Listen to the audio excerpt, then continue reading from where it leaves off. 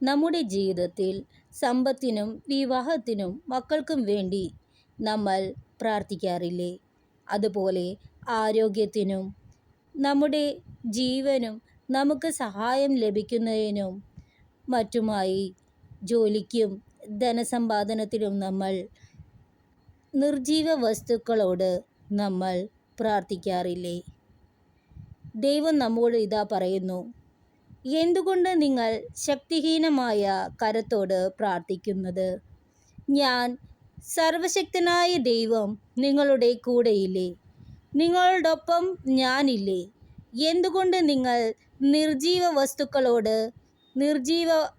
വസ്തുക്കളെ ആരാധിക്കുന്നത്? അങ്ങനെ ചെയ്യരുത്.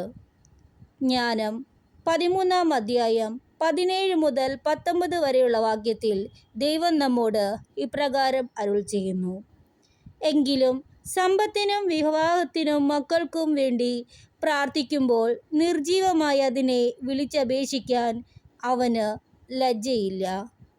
ആരോഗ്യത്തിന് ദുർബല വസ്തുവിനോടും ജീവന് നിർജീവ വസ്തുവിനോടും സഹായത്തിന് അനുഭവജ്ഞാനമില്ലാത്തതിനോടും യാത്രാമംഗളത്തിന് അജരവസ്തുവിനോടും അവൻ പ്രാർത്ഥിക്കുന്നു.